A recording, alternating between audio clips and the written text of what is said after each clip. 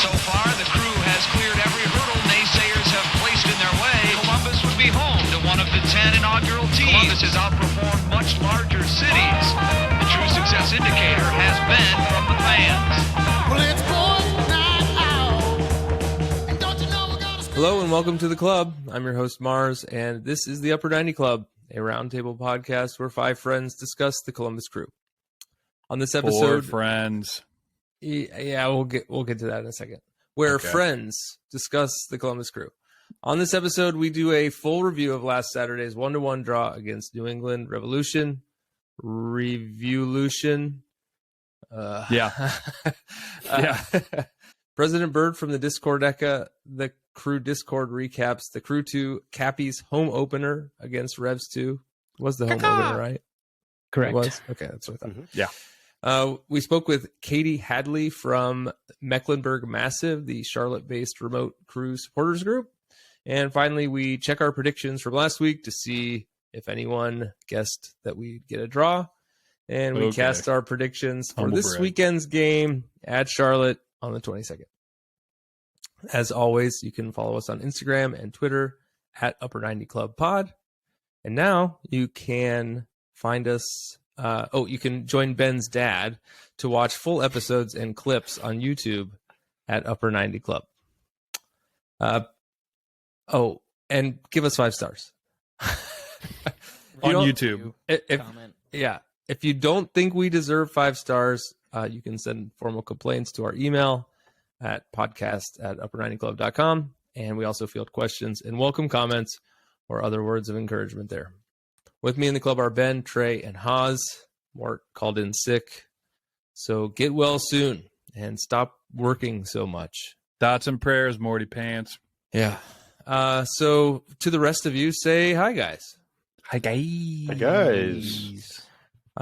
So 90's night. We spent a lot of time talking about the 90's. Ben's got his jersey. It showed up in time. It's looking really showed good. Up way in time. So Ben, since you always go first, and I heard that you did not go to the game, tell us about your jersey and show it off a little bit. Oh, it's great. I think we had talked about before. It looks awesome. Boy, I'm not doing a good job of showing it. No, for the people you're watching. Not. No. All right. Well, it's on the website. I don't think I'm quite the model for a jersey. It looks even like sweet. the non-fit ones. It's good. It's got a. I mean, what is the vibe? Like, my first thought was that it was like the background of the third grade, 1990. It's the cup.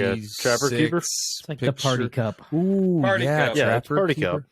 But it looks Party like a Trapper Cup. Keeper. Okay, yeah, that's good. Yeah. Okay, so yeah, it's good. Good job. Supporter Supply, right? Yeah, Yep. and I do like I like the light blue. Yeah. It does remind me of the For Columbus jersey, which I still big fan of what is this, periwinkle? That is not the For Columbus color. That is like a teal. Agree to disagree. It's different. It's definitely different. It's close. And the pink. The biggest difference is they actually used an appropriate amount of it, and it looks good. Like, Does your head fit through the head hole? Yeah, I got a real tiny head though. I got real okay. The original Super Mario Brothers movie with the Goombas. Because I know Morgan was joking about it at some point. One of the ones I have, the mellow yellow one, it's like I gotta pull my head through. You guys probably have average heads. The V is a good look. Anyway, all right. So so go 90's. Mort, I know, went to the game. So He did not dress 90's, which I asked him. That's the first thing I asked him. Okay. So all right. Just no. But Trey, you did? Is that right? Man. I just describe your earlier. Yeah, describe your look for the big night. Man, it was like the most disappointing thing I've done in a while. Because, and I think this which is is saying a whole lot. This is like an I'm getting old moment. Because when you're growing up and they do 70s night or 80s night, and you dress and you're like a caricature of what those decades were like. Yes. 90s is me, us. Right. So Yeah. I was like, no, I'm going to dress like what I dressed like in the 90s. That's 90s to me, I cut a pair of shorts and the long jorts that came down above the knees. Yeah. I had my Birkenstocks with sandals on, Mm-hmm. and did the butt cut. I looked in the mirror and Describe for the listeners what the butt cut is. Dude. Oh, it's here it is. Here it is. I looked like Dwight Schrute, and It's And like A a bowl cut. It's like a center Yes. part, right? it Yeah, was a center part with. But it was longer back in the day. Like It was way longer back in the day, but all I was it was looking in the mirror, and it was myself from the 90s 20 years later, Yeah. and it was the saddest thing I've seen in a long time. Yeah. I hate it, Mom.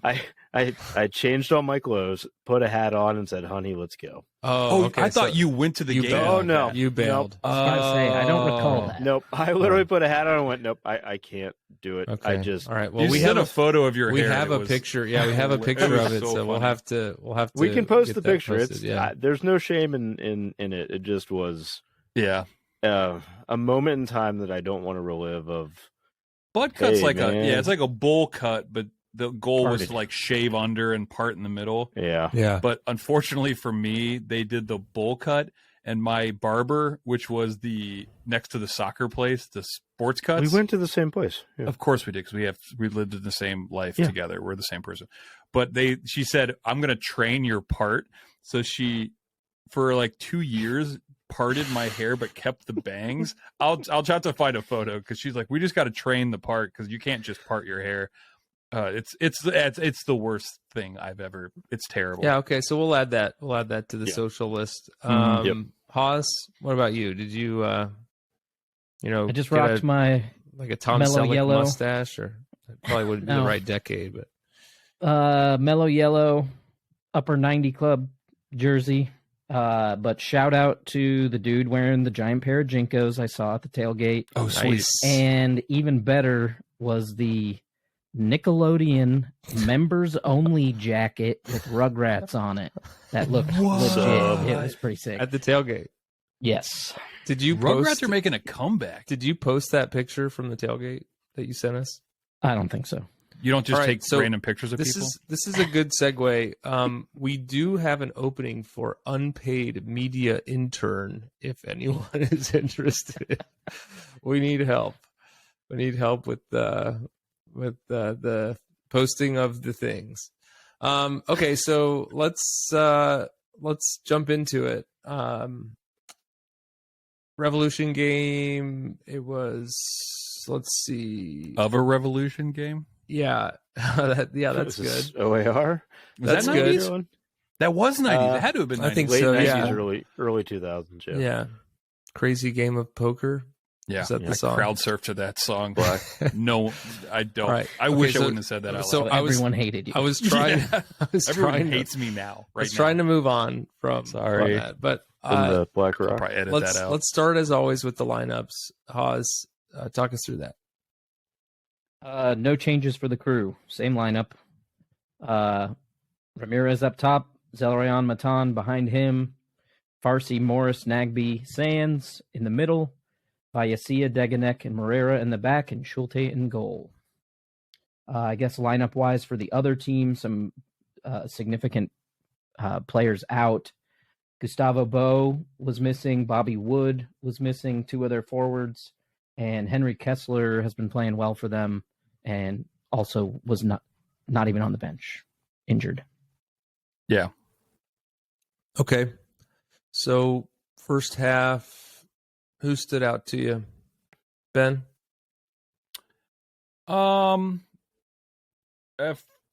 First half, I think we sent some texts out before, so I want to let other people kind of like talk about the people, but I think Zell actually had a good game.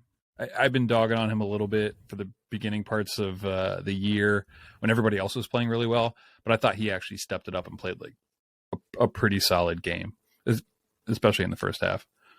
So I'd argue in the first half, almost nobody had a good game on the crew Well, other than Schulte. I don't think, I think we should maybe, instead of doing that, let's talk about like how we set up, because I always watch the preview on Apple TV.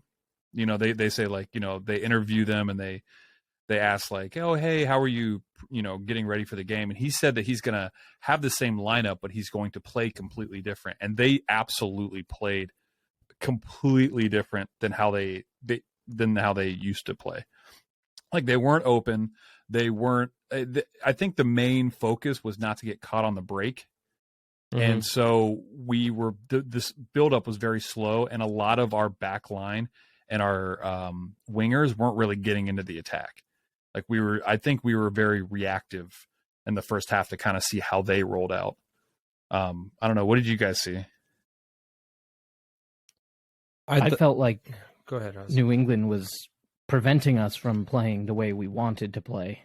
Personally, is how I saw it. And Sands got forward a few times in the first half. He did the classic Sands, just burning someone down the left side of the field. Yeah. But couldn't piece anything together. Yeah. And we just couldn't connect the final pass or two to do anything with it when we got in the offensive end. Yeah, I think a lot of this had to do with Nancy really respecting what Bruce Arena was trying to do. And Bruce Arena is a very, very, very good coach. I mean, he is a very, very good MLS coach specifically. Like he understands how to break down different MLS teams. I think past that, I don't think he's quite the international coach that we wanted him to be necessarily. But I think, especially they're in great form. I think they're back to where they were, 2 years ago, when they had the most points in the league that's ever happened or something insane. That was with like Tejan Buchanan and Matt Turner and whatnot. But their team, even without Bo, I don't think Bobby Wood necessarily was a terrible loss, because I thought their number 9, whoever that guy was, I don't have it in front of me. I think it's Veroni. He kept getting in behind Deganek. So, and again, I wasn't at the game. They did not show any replays if he was offsides or not. I'm sorry, offside. But was he offside? I know at one point when they showed it, he wasn't, but it always seemed like he was 2 or 3 steps past our back line. And I was like, there's no way he wasn't. Based on the Apple coverage that on the rewatch, it didn't look like he was, but it's hard. They're not showing lines because there's no definitive answer to it. But, no. Yeah, my take on the first half was defending on our heels, can't find the final third. Aiden Morris rips it over the crossbar. That scene played out a half dozen times throughout the first 45. I don't know. They didn't seem like they were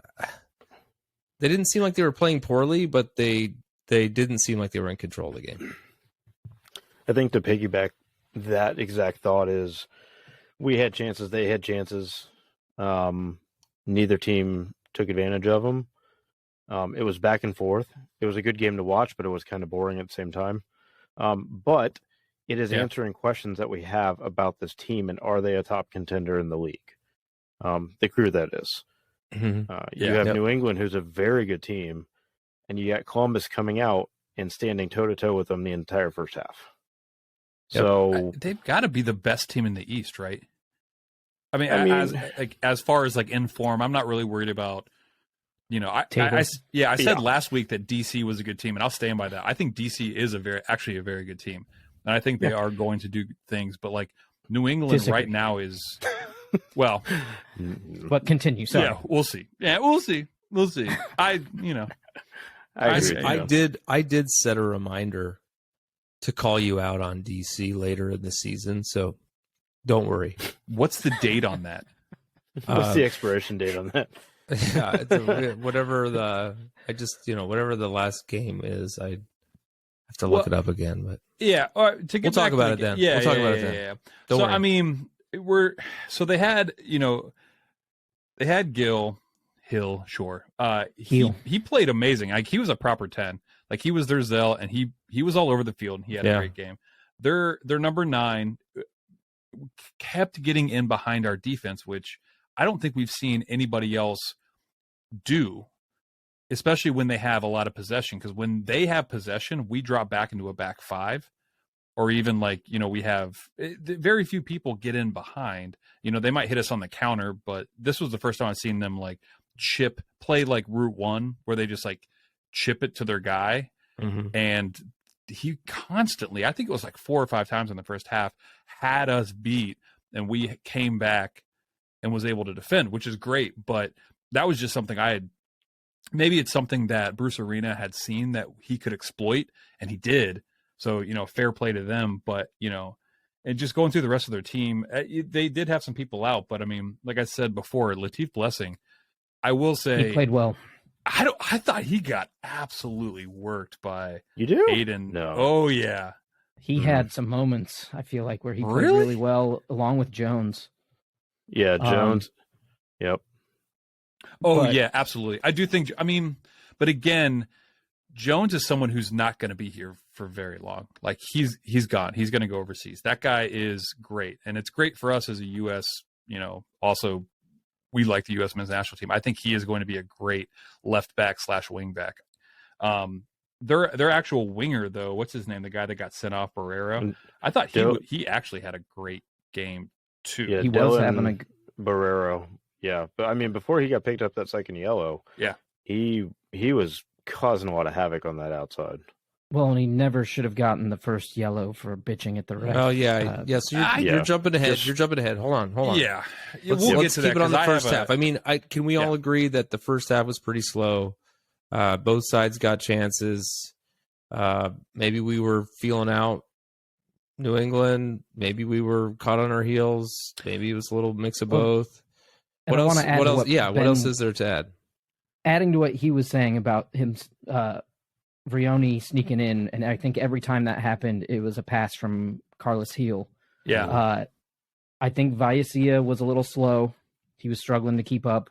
And I think there were a lot of turnovers. So we didn't have 5 in the back. They were attacking us at that point where our wing backs were recovering, running towards our own goal, while the back 3, they were just working the ball through them due to how quickly the ball would turn over from each side in the attacking end, and then the other team would break. So yeah, it was not the most entertaining first half, but there were chances from each side. Yeah. But I think that Yeah. was by design. The last thing I want to say is like I think for as far as where we stand for the crew and what Nazi was trying to do is that was by design. We weren't playing how we were before, where it was like all out attack. Like when we had the ball, it wasn't that 5 or 6 man press. It was way more subtle, way more subdued. It was more like we would play the ball into the channels, like try to get the ball up, but we wouldn't go crazy. And we definitely weren't pressing like we used to. And I think we were just kind of feeling it out. And I think it was just more of a tactical, piece here. And I don't think I think they probably had the better of it. I think, Bruce Arena out-coached us in the first half by a little bit, but it was very close and nothing came. So those are the two things that I'm talking about, though. And so are you saying? It sounds like maybe you're saying that it's a mix of both, right? Both that we were being less aggressive, but also that New England was not just surrendering control of the game to us either, right? Yeah. And I think and you'd have to fact check me on this, but I think they aren't super possessive like how we are. But I think at the end of the first half, they actually had more possession, which was the shock. Yeah. And I don't know if that was by design, because we very well could have had more possession if that was our plan. But I feel like that wasn't our plan for whatever reason. It was a pretty minor difference, but they did have more. Yeah, Okay. I think it's 55-45 or something like that at the end of the first half. But New England typically has like 40%, but they're just super deadly on the counter. And like when they have it, they move.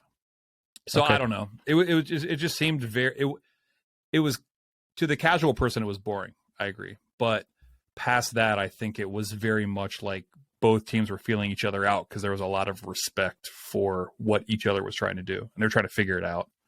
Yeah, a good team for sure. So let's take a water break here, and when we come back, we can jump into the second half. We'll start with some of the drama around Barrero. So let's do that, and we'll be right back. This episode of the Upper 90 Club is brought to you, as always, by Supporter Supply Company. Hi, friends, this is your good pal Morgan Hughes, here to talk to you about a serious issue facing 96% of all crew supporters in Columbus. Why, not enough free shipping, of course. For a limited time now, through the eventual heat death of the universe, Upper 90 Club listeners can use the promo code Upper90Boys. That's boys with a Z on the end of it, at checkout for free delivery on absolutely any order over $10. But Morgan, what if I order $10 worth of stickers, or those goddamned buttons, or some other combination of small items that make you want to kill yourself? Will the free shipping still apply then, even as you curse our family, while you package up our little tiny annoying ass order for us? Of course it will. That's just how much we here at Supporter Supply value our friends at the Upper 90 Club. So head on over to supportersupply.co and use the promo code Upper90Boys. That's boys with a Z at checkout for free shipping on all your orders over $10. And don't forget to tell them that your friends at the Upper 90 Club sent ya.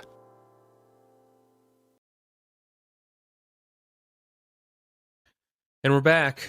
As promised, we're going to just jump right into the yellow card for Barrero. That was toward the beginning of the second half.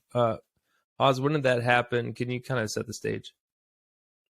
It was the 56th minute. Okay. Barrero drives down the left-hand side and kind of goes head-to-head with Morera. He gets past Morera, and he's taking it to the end line, and Morera's able to catch up to him and slide in and play it off of Barrero out of bounds for a goal kick. Mm-hmm. Barrero did not think it was a goal kick and was behind the goal in front of the Nordeck screaming at the referee. Oh, yeah. And shaking his arms and making a big show. I think of he it. might have jogged up to him and continued to yell at him or something. And that is when Barrero got his first yellow card. Okay. So if you act like that, you're going to get carded like that. Yeah. So that's only, it becomes more relevant later, right? Because he threw a tantrum. Now he's on a yellow. And we know what happens later, but we'll get to that. So, any additional thoughts on that run of play or anything else to add, Ben? Yeah, I've got a lot of stuff. Go ahead, lay it out. Yeah, so the thing that I saw on Twitter, which is fair, is like, well, if that was the first time,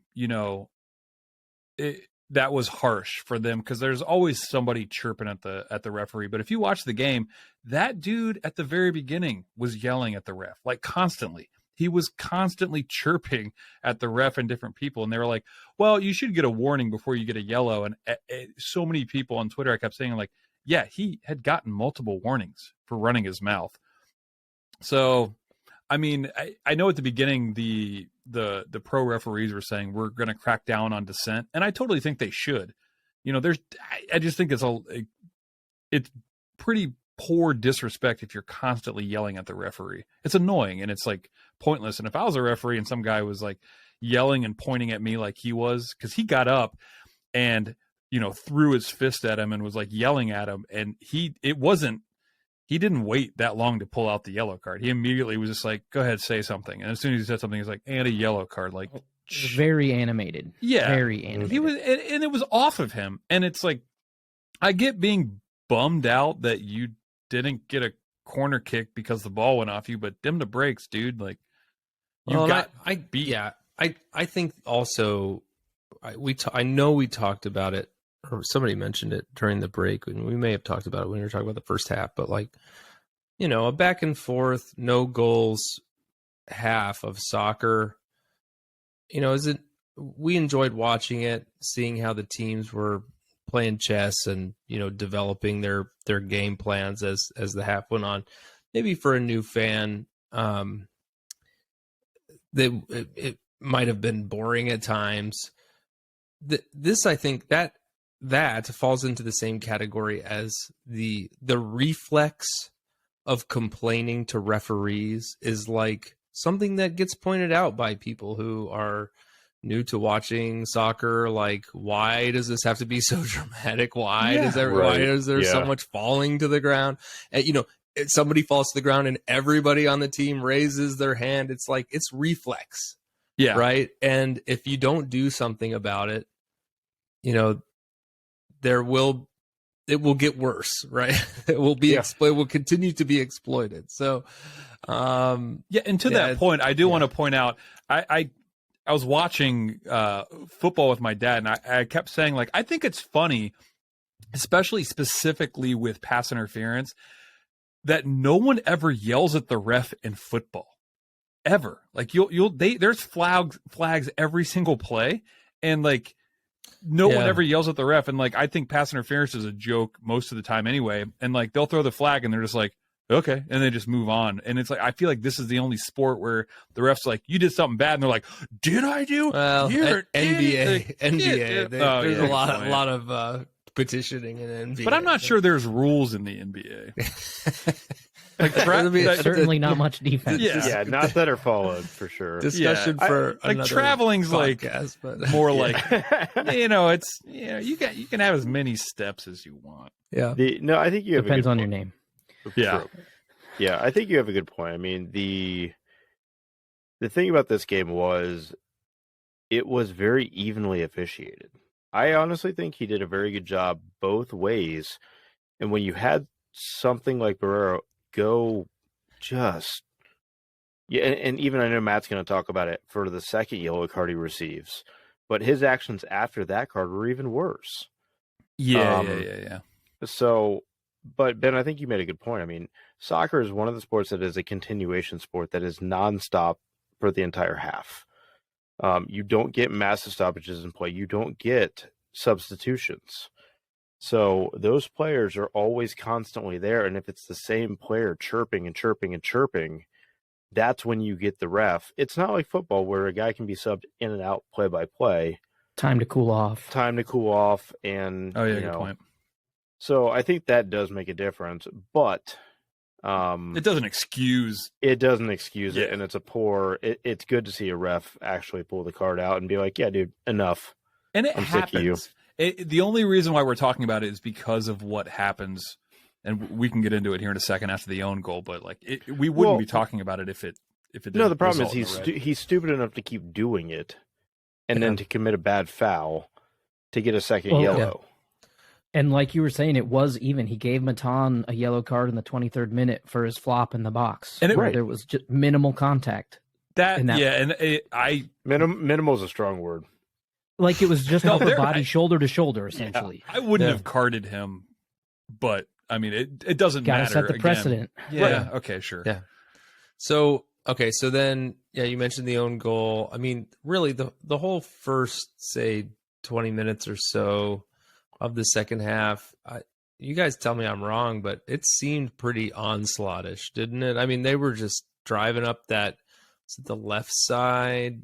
I think that's where the own goal service came from, but Yeah. Yes, it was. Yeah. I don't know. They I felt targeted like that side. I felt like we saw that kind of play develop a handful of times before it actually materialized into that mistake, which was unfortunate. And you know, we can debate whether that was unfortunate or stupid, but Haas, you want to talk through that play and then we can discuss?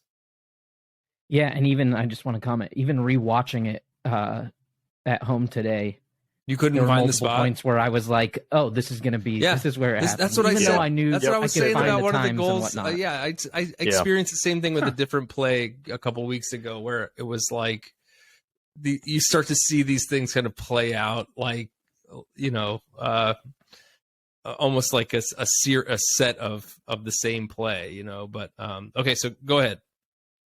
So yeah, Vallecilla plays a ball over the top, and no one can get on it. Again, one of those quick. We get the ball, we turn it over. Granted, he plays it over the top, so it's at least in there. And Carlos Heel gets on the ball, gives it off to Barrero. Barrera goes at Vallecilla down the left-hand side and gets by him. He plays a left-footed cross into the box. Deganek To be fair, he gets in front of I can't think of their striker's name. Brioni. What is Rev'iew. it? Yeah, Brony. He gets in front of him, and as he turns and tries to kick it, he kicks it into his planted leg from his right foot to his left leg and into the goal. Yeah. Yep. So Fluke. just Schulte real had no quick, chance right, to Yeah. do anything. was just help me with this. I run the risk of sounding stupid here. Biasio was on the right side. Yes, he actually was on that. That was something that I didn't get a chance to rewatch it, but I know that he was on the opposite side, and I don't. I know. knew it was him, Yeah, I don't know. but when I look at the lineup, Yeah, that's not his side. That's not his side. Right? Him and Moreira switched a few times throughout the Okay, game. got it. Not permanently, but Okay. for little stretches. And I think, and again, fair play to Arena. I think that's something he recognized. Like, hey, I think Moreira gets into the attack. When that happens, he leaves that side vulnerable. So like, there's nobody in that back three. Farsi and Sands get up. So like, that's space that can be exploited, and they exploited it. And I think it was a good ball in. And unfortunately, I think, and you guys can all, give your opinion, but I think he shaped his body correctly. He used his, right foot to like try to get it out. And I just think it was literally just happenstance that it hit off his. He misjudged it. Yeah.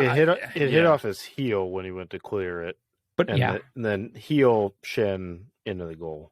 Yeah, mean- and he was, so when he hit it, he was heading towards the goal, right? Like that's where his momentum was going. So it's hard For sure. to kick a ball when your momentum's going the other way. So I think he just got kind of misfooted. But I think the important thing here is his body shape was correct, and he was in the right spot to make a play on the ball. He wasn't trying to clear the ball. He didn't take a big whiff at it, and it glanced off. He just tried to place the ball out, and when he tried to place it out, it went off the instep of his heel, went off his shin, and in. Fluke. Yeah. He was trying to go off like the inside of his foot, and it got to the back of his foot, spinning, and then directly into his plant leg. Yeah. It is what it is. Yeah. That stuff happens. It's sports. And I think the important thing was what we saw, or at least what I saw right after that, because I was like, okay, that stinks. But he immediately runs into the back of the goal, grabs the ball, throws it out front, and starts clapping like, come on, let's go. Which, if it were me, or anytime I've seen an own goal, it's like that person falls down and is like, but I'm so sad. And he didn't do that. And he kind of laughed it off too. Yeah, I think he had a chuckle. It was the coolest thing, in my opinion, that I could have seen. Like him grabbing the ball, throwing it back out there, clapping, and like telling his team to go, even though he's the one that made the mistake. And everybody kind of got behind him. And it was like, okay. I think this team has a really good and supportive chemistry, right? You don't see a lot of. I think it's the culture. I think it would be. I can't think of a ton of instances where you see outward animosity between teammates, right? Like, so that would be a low bar, but you do see people with their heads hung. They look like they need to be picked up, that kind of thing. But you didn't really see that. And you don't see that with this team. I think that they are generally positive, very supportive of one another. So I agree. I saw that. However, after the goal, I think it wasn't as if they had a surge of attacking prowess or anything like that, right? I mean, the next several minutes were still pretty on their heels, right? It was more still just like a back and forth. Yeah. Schulte had a huge save in the 62nd minute. I mean, how many saves from Duran How many Jones. saves did he have? He had 8. 100. No. He stood on his head In Spanish, yeah. And I'll say this right now: it was extremely impressive to keep them from scoring. We scored on ourselves, Right. And fair play to them for putting the ball where they need to in order for that to happen. But in general, we tied ourselves Yeah, we tied, but we had 2 goals. Right. So he actually had 8 saves, which was more than any keeper in match day, whatever, 7 or 8. So he had 8 saves, and he led the league in saves. Yeah, he made the bench for player of the match day weekday. I'm sure he had save of the match day, no doubt. Yeah. Saves of the match day. Okay, so then in the 65th minute, Barrero picks up a second yellow. Hawes, describe the play. So the crew were working the ball out of the back. They had taken the ball away from New England, passing it down, doing their little triangles down the right-hand side of the field. And Barrera comes in hot and takes out Farsi, studs up, got him in the back of the heel, then proceeded to get yellow carded, cry a little bit, go back to Farsi, start to scream in his face while he's on the ground. Yeah, he went back to him. And Aiden Morris and Moreira got in his face and got him out of there. It was pretty dramatic. But it was for sure a yellow card. The announcers were even talking about how it could have been straight red. Well, it went to VAR, and he was checking his piece to see if it was a straight red. And what would the difference have been if it was a straight suspension? Red? Yeah. And honestly, if he didn't already have a yellow, it probably would have been a straight red. I think I don't know. I mean, that's something that the league can do after the game is give an additional suspension. But studs up from behind on the forward plant foot. Like, why? I don't even know that he came. It? It didn't look like he was trying to commit the foul. It was just like a bad tackle that turned into a yellow. I think he it felt like it was out of frustration. It felt like a cynical tackle. It didn't look like an attack to me. Although it was so poorly timed that it was just like, all right, I'm taking him out. I'm not going to get the ball. I'm taking him out. And that's where the frustration. His actions after the 100%. card made me think it was a lot more cynical of a tackle and more aggressive than it was. Yeah, because it's like if it's cynical, you don't go over and just yell in the guy's face. Well, he went after the ref, and then he started to walk away, and he turned around and he went to say something to Farsi, which I don't know if Farsi was running his mouth beforehand, but there was no reason for him to do that. And then Aiden Morris comes over and pushes him, and then he says something, and I thought Viacia pushed him, and I thought he said something. Moreira. Yeah. Yeah, it's Moreira. Was it Moreira? He was not Moreira having it. And then all of a sudden, Aiden Morris, after pushing him, was grabbing Moreira. So whatever he said after that, I don't know. He's a turd. That guy's a turd. I mean, Barrero, he was beating Farsi down the field throughout the match. Sure. Multiple times. Those two, and then Farsi would do the same. I mean, granted, he's not a defensive player, but it was just back and forth on that side for a lot. So I do think that, they were just going at each other all game. It was a little heated. Chippy and Chirpy. Yeah, sure. Chippy and Chirpy. Okay, so he got tossed, and then I think the floodgates did kind of open, right? I mean, maybe not immediately, but 70th minute or so. I thought we exploited the man advantage well. Agreed. Although no goals, but I thought the pressure was good and lots of shots, and we were working the keeper. Anything else to say leading up to the late subs? Yeah, I think it's interesting where you have a red card in the 65th minute, and then there isn't a sub for 11 minutes. So no one has made a tactical change. And then what they did is Bruce Arena subbed in good old Josie Altidore for Veroni. And so, but the weird part about this is you don't sub in Josie for, I don't know why he would sub him in for that guy unless it was because that's a like for like.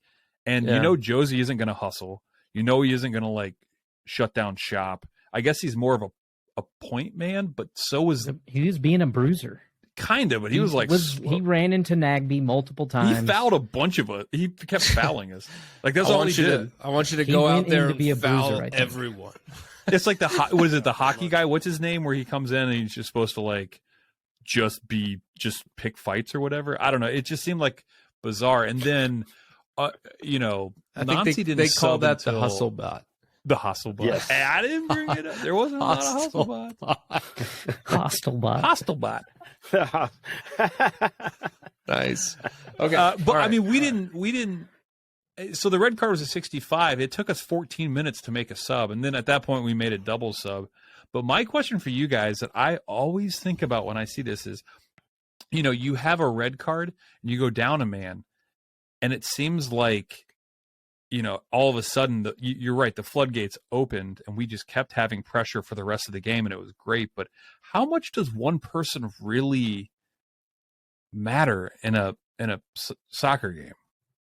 Is that crazy? Am I What do you crazy mean by that? saying I mean, what do you mean by that? So- like, They what changed is, their what is tactics. losing one person? because it seems like anytime that happens, the defensive team or the person who loses the player panics, and then they just try to park the bus, and it just seems like it never works whenever I watch games like that. And I've been watching and playing soccer since I was like 3. I don't know. You see teams come back a man down, right? Mhm. Like I don't That's know. what I'm saying. Like, Oh, you know, okay. if I think you're it's two separate things. If you are already up a goal and you can park the bus, being down a man isn't nearly as detrimental because you don't have to stretch the field. You don't have to open yourself up to be exposed where a counter with numbers would hurt you. If you're playing from behind and you're down a man, it's the exact opposite. It's going to hurt you.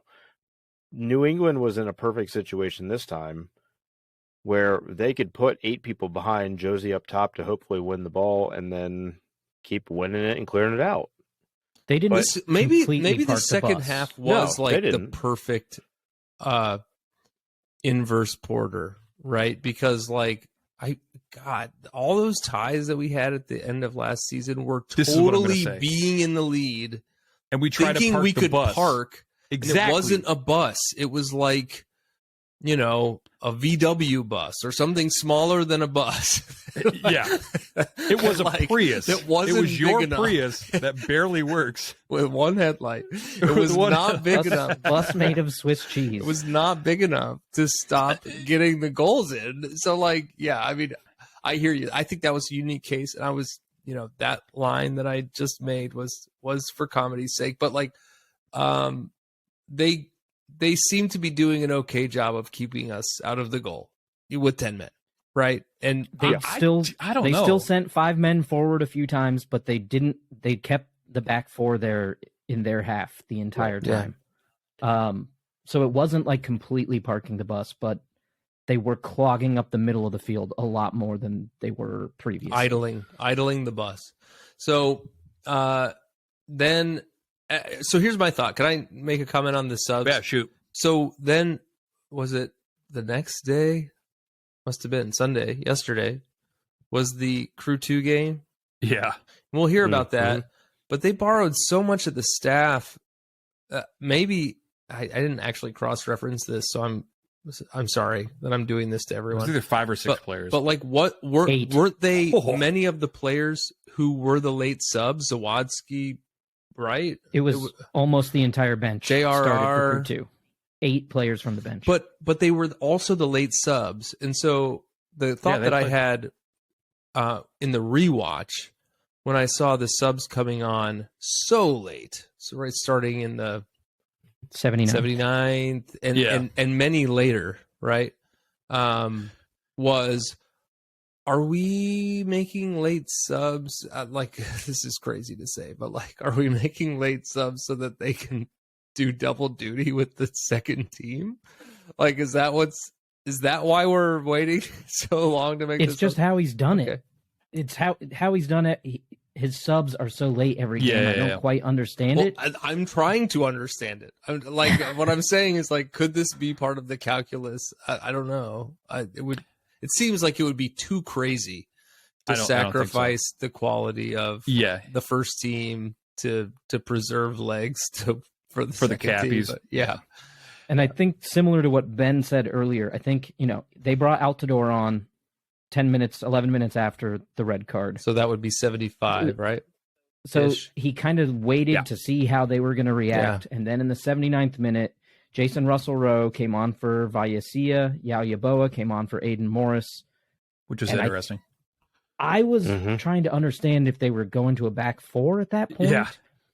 Because, My notes are like, but I don't what? think they did. Yeah, my notes are It was just like say, two people in the back. yeah, my notes just say like, what formation were we even playing? It was like a 1-1-8.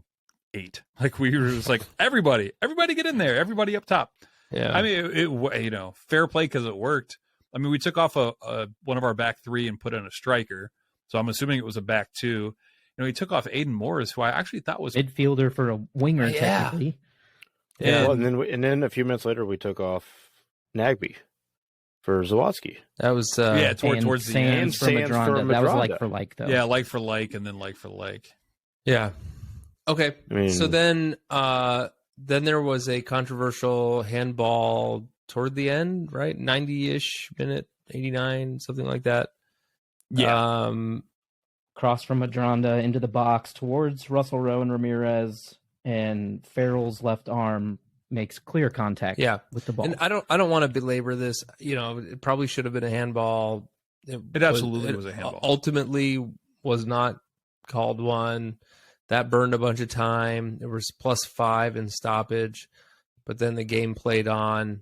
Zawadzki made a big impact. You want to describe that goal too, Haas? It was the last play of the Yes. game. Yep, 98th minute. Moreira takes the ball, kind of shoulder to shoulder with Altidore, forces him into a backward somersault. Plays the Top ball heavy. to Zelarayan just outside the box. It's a beautiful dance. Zelarayan plays it over to Farsi. Farsi doesn't take long and plays it right back to Zelarayan. And during that split couple seconds of time, Zelarayan has enough time to check up into the box I think twice. He gets the ball, checks up one more time, and plays it into the 6-yard box. The service was so And beautiful. The finish was Zawadzki's header was yeah. Also Great. beautiful. Yeah. Also Yeah. beautiful. Side net, right? yeah. The goalie guessed right and was fully extended. The description on the broadcast was a scorpion header, Yeah. and I thought that was a pretty good Yeah. description of Yeah. it. How was the stadium? I feel like it had to just because no one left at the end of the game. Like I feel like Disagree. everybody knew. People left. People were walking out. You can see it on if you're watching the game too. If you go back and watch it on the broadcast, Don't tell me like, what to do. people You didn't watch are walking it. out. You didn't actually watch it. Yeah, It wasn't a ton, but you see chunks of open seats. That's why you always got to stay till the Always final whistle. yeah. Man, 98. Yeah, it's The reverse Porter. It's beautiful. Yeah. It But, feels good. It feels good to be on the other side, doesn't it? It felt like a win because Right. of that. I mean, Yeah. Right. And it felt good to win, especially against a team like New England, who is legit awesome. Like that So team this is what one of the one of the I made best this teams. point. I mean, I know that. I don't know that I'm the one who's supposed to be making points, but I said this when we were doing predictions maybe last week. Like, yeah, we've been doing really good against all these teams that are not in form. Yeah, Right. you're right, Mort. Everybody's always right, Mort. All right, so All maybe right, that's Mort. what, I'll fill his empty space here and, Yeah. and make that point. But yeah, agreed. It's- They were a good team, and to be able to not let them score, right? The own goal, we talked about that. I mean, I thought we showed up. Well, and Ben and I were talking about this earlier. So far you got Philly top of the league or top of the East up there. Is that true? Played them first. Yeah, are they I don't still? even think they are. Cincy, man. They've been Uh, struggling. They Cincy. were up there when we played them in their top 4, top 5 team. I'm not going to count that game because it was the first game of the year. Yeah. Then we played I see what Atlanta. you mean. I see what you mean. Yeah. When we So then played Philly, Right. they were Yes, coming off. yes. Yes. Okay. Go ahead. Right. And then we play Atlanta. They're missing 6 players. Right. And this was the first game that we have played a top level team in the East, where I really felt like we walked away from that going, yeah, we belong. Yeah. We hung right in there with them. This is supposedly the number 1 or number 2 team in the East, and we gave up an own goal for a tie. It really made me believe, like, as a Crew fan, I've literally been like, no, I believe this team's good, but haven't been able to stand on anything. Yeah. Beating Atlanta with -6 players and asterisks. Asterisks all over the place. We had our own asterisks. Right. This one does make me wish they had a full strength team when we did it, but we didn't cause that. Yeah, I mean, and this wasn't an international break. This was injuries. This is, but it was the first game that they fielded a very good squad that it just felt this team belongs as a top 4 team in the East. Yeah. More than anything else. It's kind of like, yeah, we belong up there. We're justifying these MLS power rankings.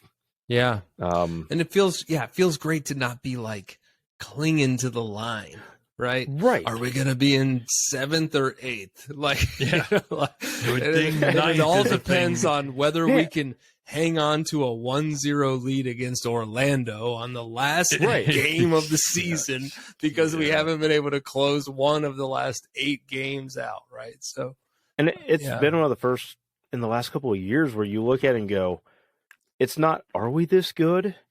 It is, yeah, we're this good. Yeah. This team is this hot right now. Yeah. They're playing this well. Yeah. Okay. All right. Well, so let's take a break here. I know that we have an update from President Burt on the 3-0 win against the second Revolution yesterday, Sunday.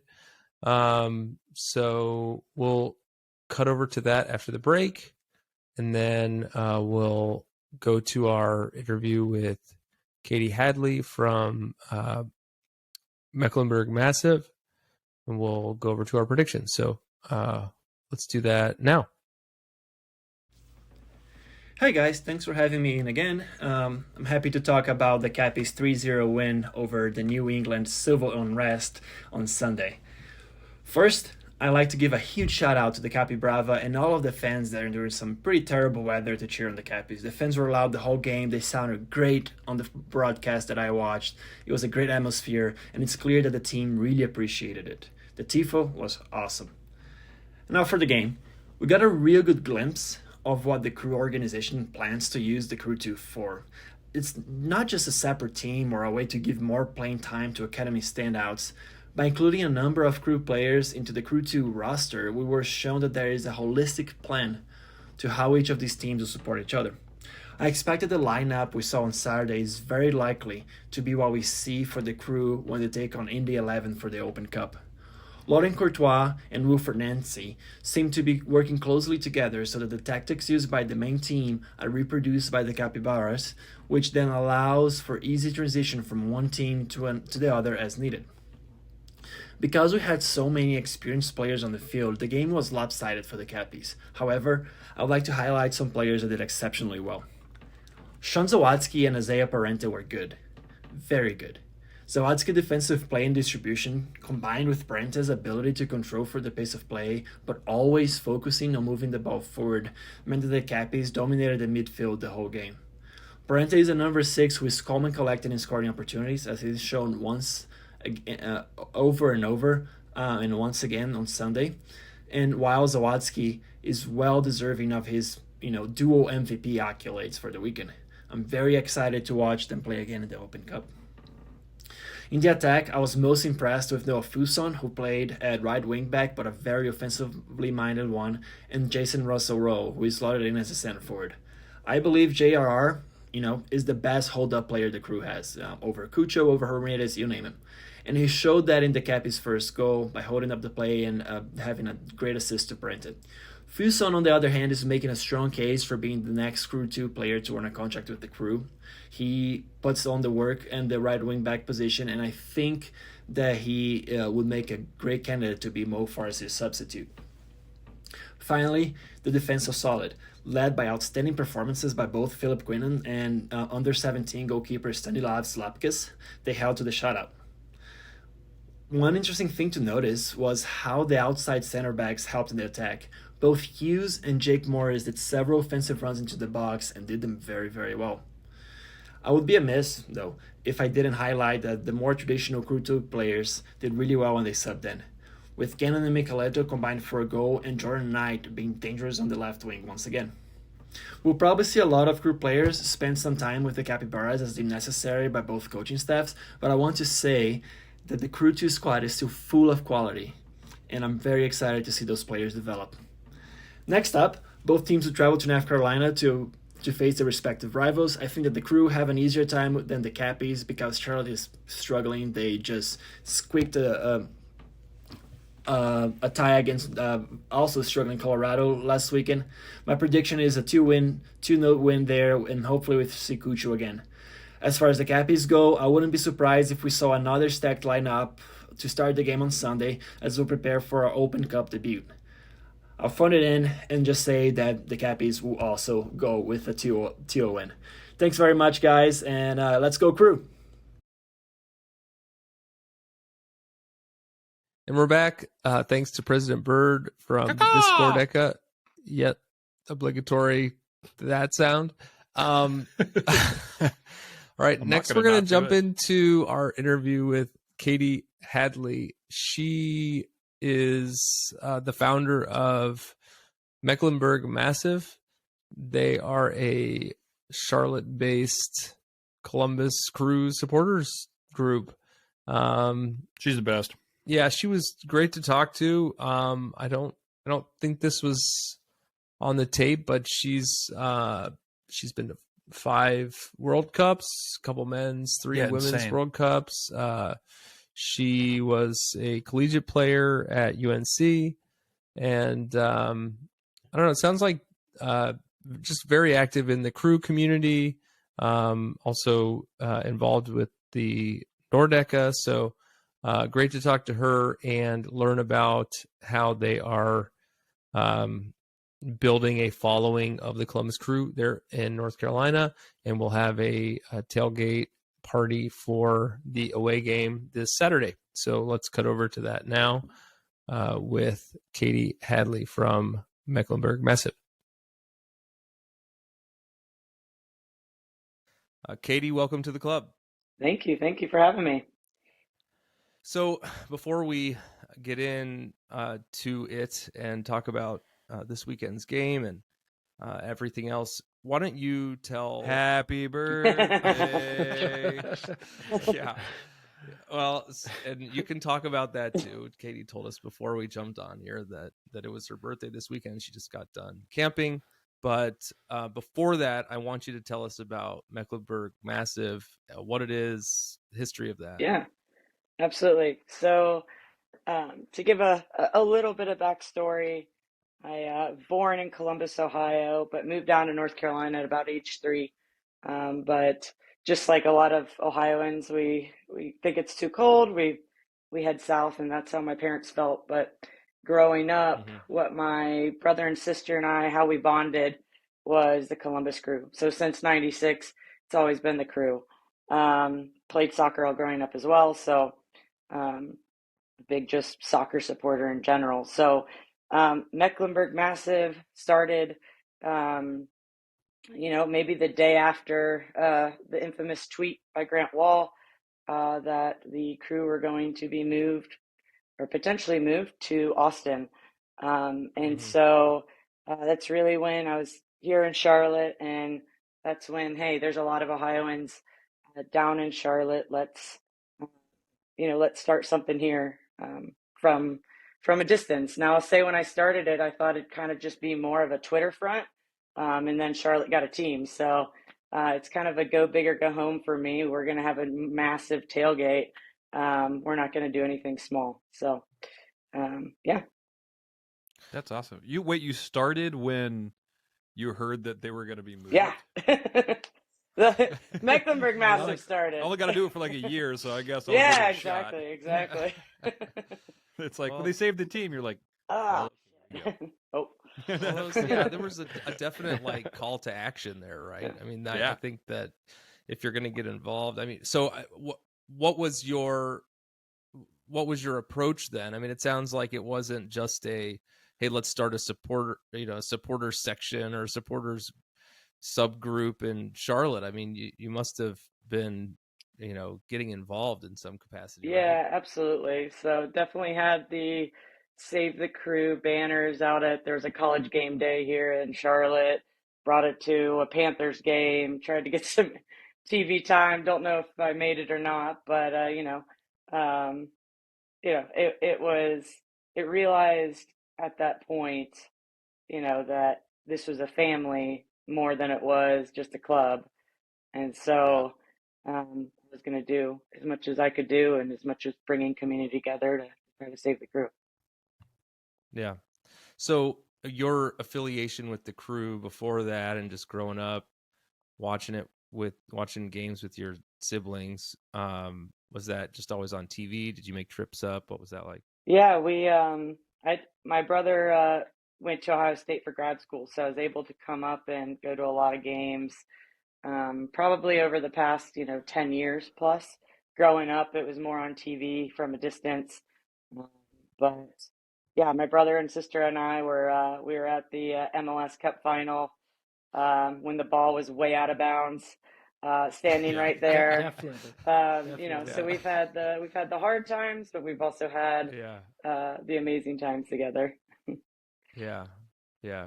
Okay, so I lived in Nashville for a few years. I now live in Chicago for a few years, and like in both towns, they're both about 6 hours from Columbus. Charlotte's give or take the same, and I see Ohio State gear all over the place, and both of those cities. Not as much Crew gear, but when I wear mine, everybody recognize, all the Columbus people recognize and strike up conversations. What's the Columbus and maybe Crew specific community like in Charlotte? Yeah, I mean, I think you hit the nail on the head that I think there's probably like 10 Ohio State football bars. There's tons of Browns bars. Right. Like we are everywhere as a people of Ohio. I think that similar thing. If I'm wearing my Crew gear, folks will talk to me about it. Hey, I'm from Ohio. I lived in Columbus. But when I'm wearing my Crew gear, it's also, hey, I'm a Charlotte FC fan. I'm an Atlanta fan. I'm a Philly fan that lives here now. And you kind of nerd out when someone else likes MLS. You kind of nerd out with them. Hey, I found my people.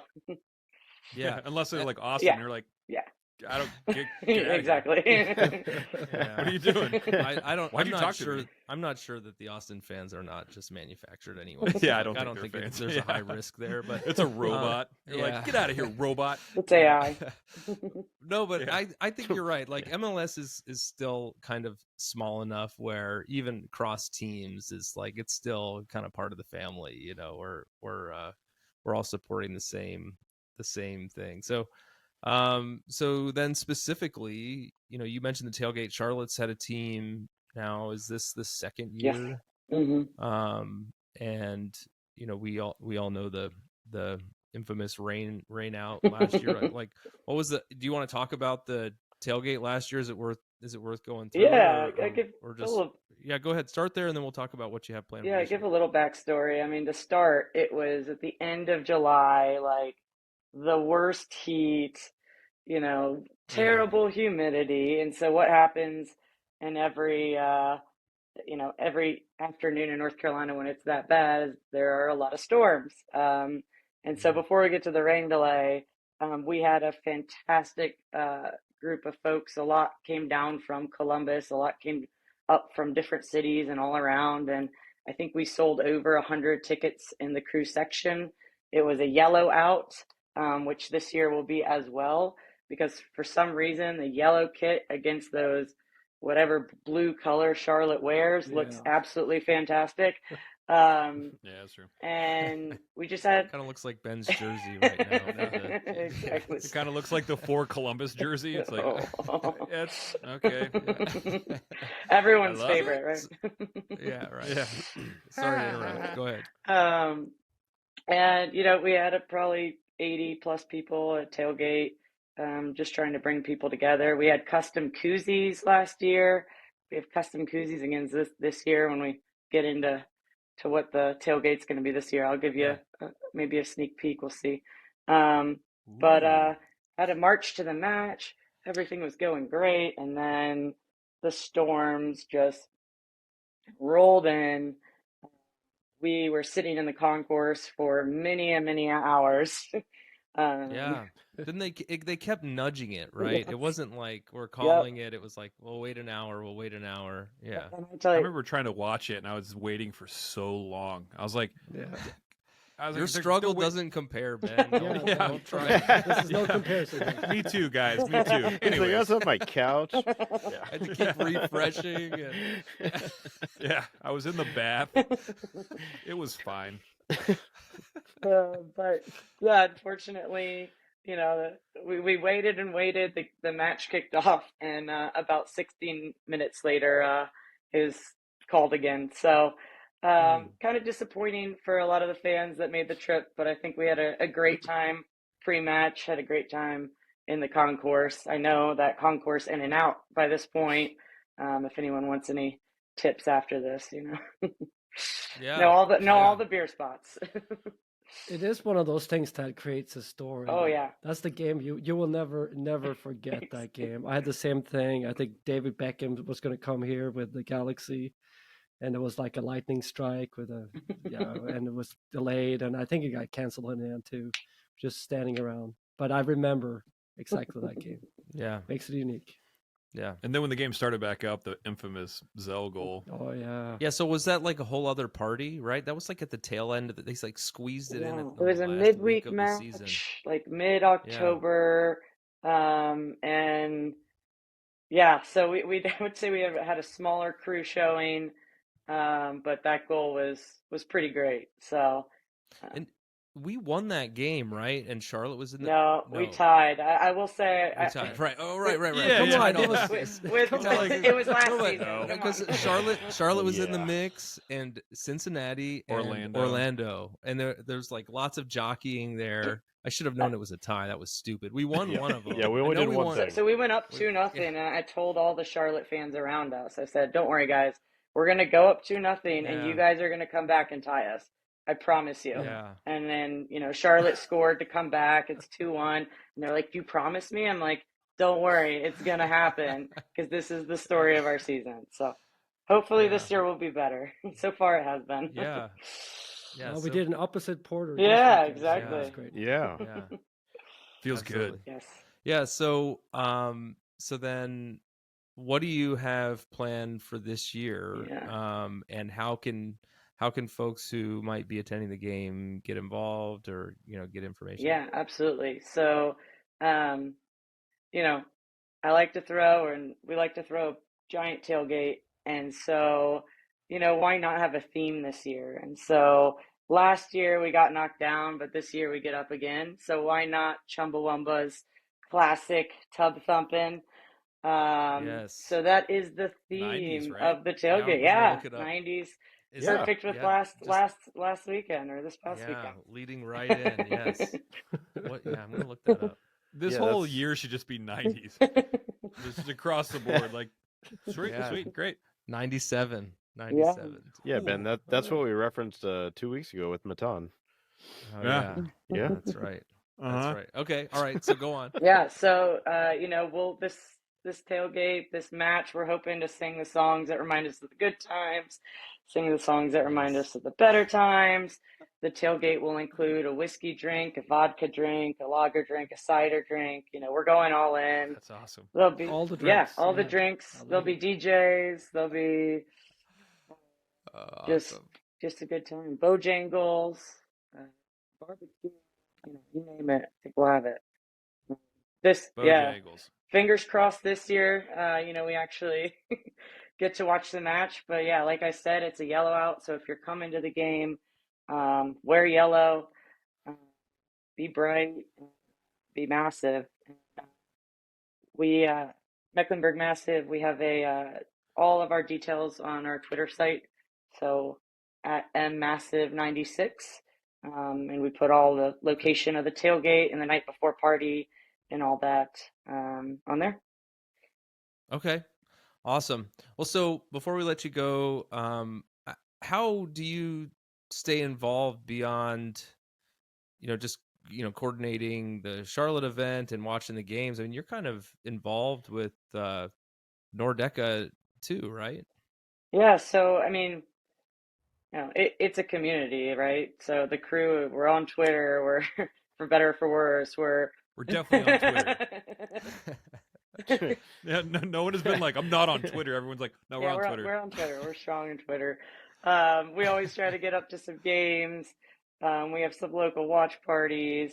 But you know what? It's just the community over the years that myself and others here have built with folks that live everywhere, right? I mean, one of my favorite, text message chain is with probably seven crew fans, and man, that thing just lights up during matches. So, it's all about the communities. I found that, MLS initially was kind of where all of us weirdos found each other.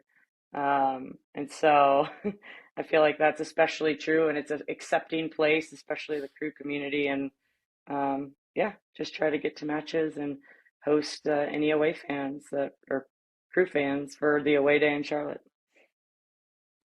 Awesome. Okay, well that sounds good. And we'll definitely try and get down there for a game sometime. And if you're ever in Columbus, hit us up. All right, sounds good. Thank you, guys. Okay. Quick question before we go: is Mecklenburg slang for Charlotte? It is the county that Charlotte sits in. So it's Queen Charlotte of Mecklenburg, and that's how the city and the county got its. Another one of them Queen cities. Queen City. Yeah, but I remember that. But that's not why it's the Queen City, though. Yeah, is it? that's why it's the Queen City. It Yeah. is. Okay. Yeah, the Queen of the United It States. was actually the original Queen City. Like actually, since he was much later, just because it was the second biggest city in Buffalo, because it was the second biggest city. Right. But that's what I'm But familiar I thought with. Toronto was the Queen City. I'm so confused, guys. This is a silly country. Yeah, I think that's South America.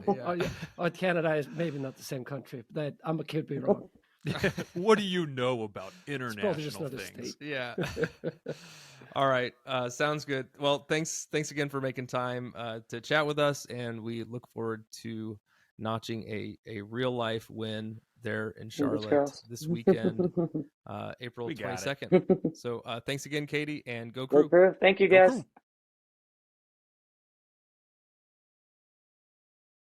And we're back. Big thanks to Katie again for jumping on. Happy birthday. Happy birthday, of course. Yeah. And this game's going to be great. It's not going to be a tie. And we'll get into that here in a few minutes. I think we're going to win. But before we do, there were a couple other things that we had on our agenda that I wanted to go through. Number one is our goalkeeper situation. Is it awkward? I mean, is Room still hurt? It's awkward. He's still hurt. He's still hurt. So maybe it's not awkward just yet. Not yet. But what's it called? Rip Van Winkle. What is it, Tracy? The hippie Whippet McAllister? What is it? Baseball stuff. Mickey Mantle. What is it? Wally Pipped. Wally Pip. Yes. Apparently, Alexi Lawless Pip knows this more readily than we do. But so Schulte's doing a great job, right? Yeah. He's doing a great job. Room is a great keeper, but what do you think happens when he's healthy? You think we're going to bring him back, or I'd like to hear your opinions on that. I don't think you can mess with the hot hand and the chemistry of the team that's rolling. Hmm. That would be my take, but honestly, Nazi's not afraid to mix things up, formation-wise, lineup-wise. So You think he'll start up top? there's a Yeah. chance he is Dutch. Oh, good So- point. Yeah, okay. I think when he's healthy, if he's 100%, he'll start. That's Yeah, what I think. and I think we have enough other games with the Leagues Cup and stuff like that coming up that Schulte will still get a good run in, and he might do what he did this weekend where he puts him down to crew 2 and lets him play. Yeah, so and I know that this is not on the agenda, but I don't know the rules, and maybe we need to get our buddy Core with a hat back on here. But Sup, Core? what is these guys are playing Saturday night and Sunday? At some point, don't they have to put a ring on it or something? I know Is Schulte still a MLS Next Pro player, or is he? He is not. What is the deal? he's a first team player. Okay. And I know there's rules regarding how many games someone from Crew 2 can play for the first team without actually being- signing a first team I contract. thought that was Okay. But only I don't know 3. vice versa. I thought it was Okay. 3 games. That's what I remember. So that's not a lot. I don't know if this is fact, but that may also break down the halves as well. If you play a half for, Right. you only Yeah, I mean Right. the MLS Next rules are Insane. ridiculous. they're They're testing the waters. So what I'm Yeah. hearing is that if Room is healthy, he's going to come back. I remember, Grunenbaum played a lot when Hesburn was injured, and it wasn't that awkward. It wouldn't surprise me if Nancy decided to start Schulte, but I think Room will start. Okay. It wouldn't surprise me. The other thing that is also not on the dock is when Cucho comes back. Is it Ramirez or is it It's They Cucho. It's Cucho. got to play Cucho. But would he sure. play Ramirez as the proper 9 and pull Matan? No. I don't think Matan's so. been playing too good. Oh, I don't. no, I'm with you, Ben. I'm interested to see what he'll do. Because I think he's going to want to get You them all guys on the are field. conflating the drought, the Cucho thing. Somebody, I think it was Ben, was trying to tell me that he hadn't scored in 7 Yeah, Ben games. was hating but on him last week. He was like, Whoa, "Oh, he hasn't whoa, scored in whoa, He said 7 it's the worst games." signing in club history. No, Mr. Hernandez, I have nothing Dating but the utmost respect facts. for you. We know Ah, for a fact. Dude, he's awesome. We know for a fact that he listens to the show, Correct. and so we Ben should doesn't make like sure that we're Colombians, clear here. yes. But what we did say Sorry. last week was that he hasn't played every game, so it's not fair to say that he hasn't scored in 7 games. So No way in hell Ramirez starts over Cucho. I'm with you. Cucho's Oz. healthy. I'm with you. He But starts I don't think with that's Cucho, his. I think. I think he starts That with would be cool. Cucho because Yeah. he's not a 9. He's a. I don't know, though. He plays on the wing for Nueve. Colombia, Uh, and he's a I don't false know. 9. Put him up there. It's. I'm telling you, it's Zell, Ramirez, Cucho, okay. and we score 1,000 goals. It a game. sounds great. I love So that. our I love goal that. total would be the same though when you put him in, so it's not exactly dangerous, Yeah, it's according to you. But Okay, so let's get into the predictions. I'm not going to fall into the same trap that I always fall into, which is to start talking about this week's game. We're going to talk about last week's game. You know why I remember? So I was the only one who said we were going to tie, which puts me, I think it puts me back up to the you're still top. tied. Well, I'm tied for the top. Okay, so here's the current scores. Ben and I are tied with 4 points. Mhm. I don't think I have I think last we have 5 week's- points. I don't think I have last week's predictions handy without Mort here, but Haas does. Okay, so Haas, what were last week's predictions? They don't matter because I was the only one who got the right result. That's But also go true. ahead. Lay it out. Mars predicted 2-2. Mort predicted 3-1. I'm sorry. All of these are with the crew score first. Ben predicted 2-1. Trey predicted 1-0. And I predicted 3-2. Well, now, when Trey predicted 1-0, I said something like, I would wear an Austin jersey if we ever got a 1-0 result this Mhm. season. I just want to Yeah. make sure that you guys know that I was serious about that. And it Super was serious. What if we lose? really 1-0? close to happening too. I mean, I nailed the crew score. You said 1-0 No, result. 1-0. No, I didn't. Yeah. No, I didn't. No. Roll the We tapes. don't have it on tape, so I don't think there's any way for us to ever know. I'm gonna go back and listen to it. 1-0. 1-0. Crew is what I meant. I think. Although You think. You think? all right, I'll Yeah. go back and listen to it. We don't need to burn any more time on that. Ben and I have 4 points. Haas and Trey have 3, and Mort has 2, and that may be why he skipped this episode. Yeah. So, okay, all right. Are we good on? That? We ready to lay it Yeah, out? For I this do week? want to say before we get going that we are giving away a signed Pippa. Federico. Yeah. So Freddie it's gonna be Guain. it's gonna be a Frederico. It's gonna be him. He's gonna Yeah, come and he's gonna have a big sign on him that says "It's Federico." That's what the sign says? But it's it's a line cook at Roosters off 161. It's not who you think it is, but it's still a picture of him. Oh my god! Yeah.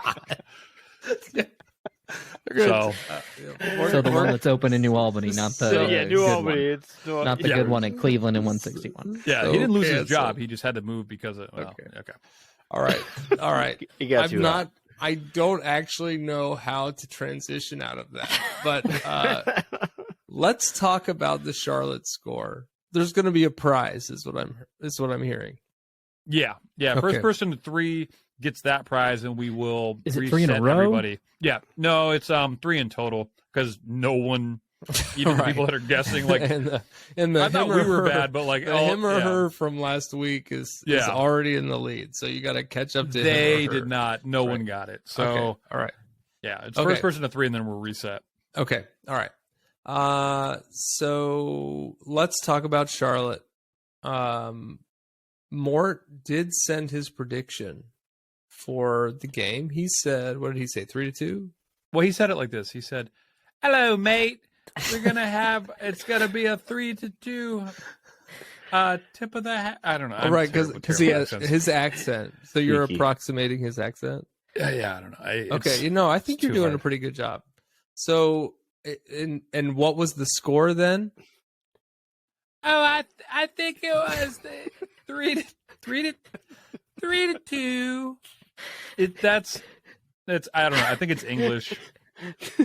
I'm very bad at that. You are speaking English. I bet right you now. guys were like, "Was that Mort?" But it's not. It's me. It's Ben, Okay, guys. so Mort says 3-2. Yeah, which seems like a lot of goals. Let's before we Charlotte do has one win. Yes, thank you. This is Wait. what I need. Yeah, go To ahead. be fair, Charlotte has 9 goals though, so I mean they've at least been scoring. 1 win, 4 losses, 3 draws. Wow. Okay. Well, 9 goals in 8 games. That's a goal a game. If Yeah, I know, but like when Mort said 3-2 earlier, I was like, that seems a bit high for a team that's won 1 game. I see what you're saying. Yeah. Yeah, Yeah. Okay. You never know. Okay. I like it. So, Ben, you're first up, as always. And don't complain this week. I'm not. I never complain. Who Every do you think week. I am? Borriello from New England? I'm not. You added letters to his name. Yeah, it's late in the pod. I mean, if they stuck around for this long, bless them. I'm going 2-0 Crew.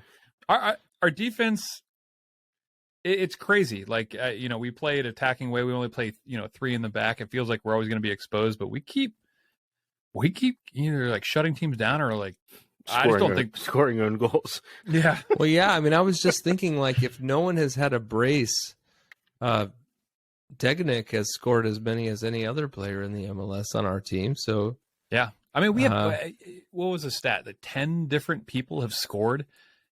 That's crazy. I still think that's a crazy. you're talking about a different stat than I am, but yeah. But as you Numbers said, are tough. It's late in the pod. It's not lost on me that you haven't made your prediction yet. I said 2-0, didn't I? Oh, I guess you did. You did. You Okay. did. I'm sorry, Yes. you did. Okay, 2-0. Yeah. Trey? Ooh, okay. Charlotte's not very good. Nope. In Charlotte, in May, but actually April.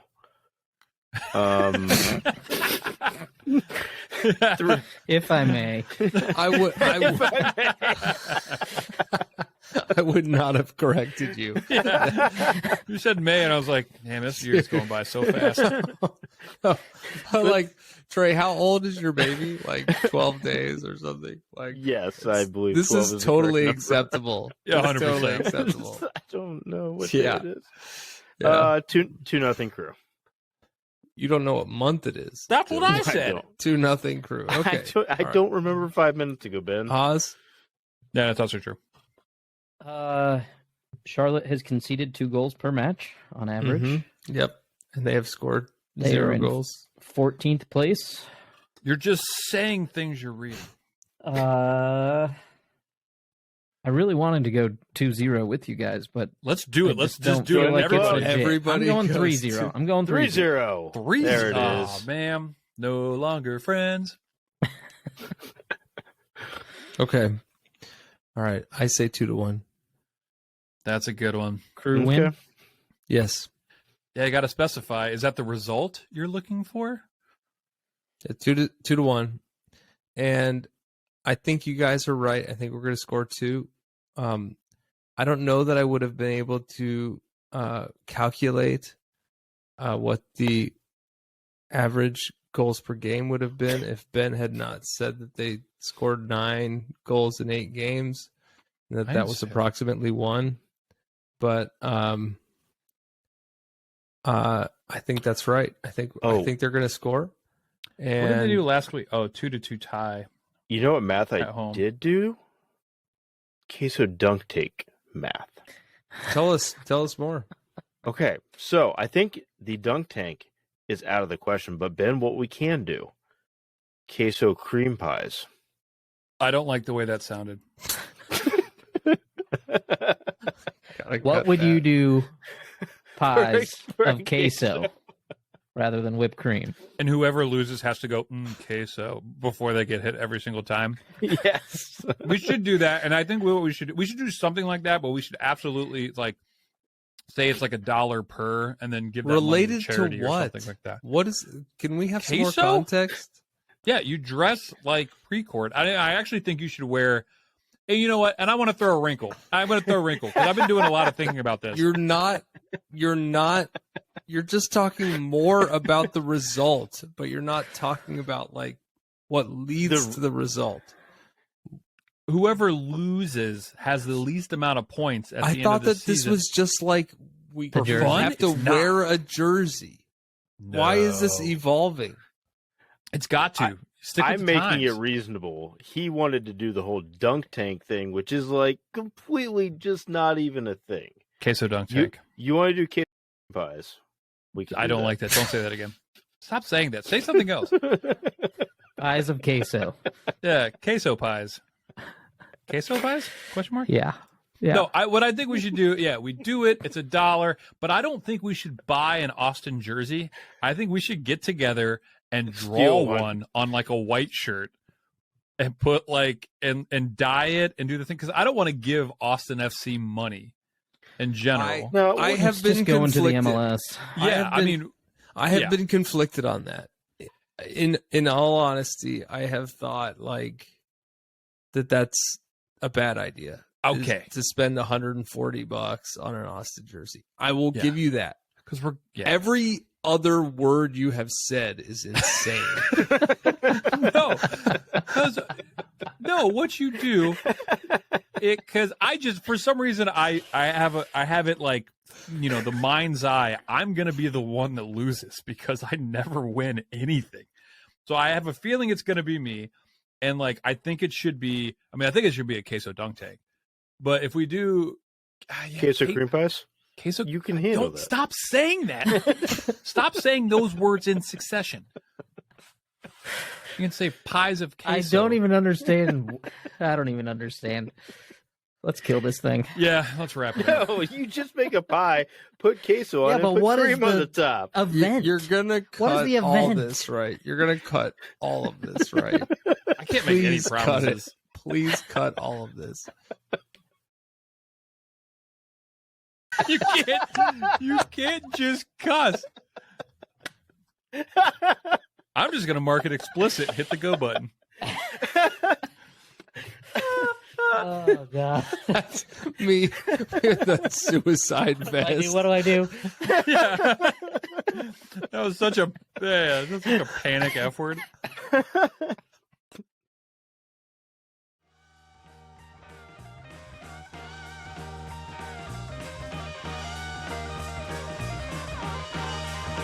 Oh, we're gonna stay out too late, laugh till we faint. Tomorrow morning, I know that I'm gonna be in pain. We'll stay out all night, drink till sunrise. Hanging at the bars. Thanks everyone for joining the club. We hope you'll listen next week and every week, even in the off season, to celebrate or commiserate. We'll save you a seat. If you like this podcast, please give us 5 stars and subscribe.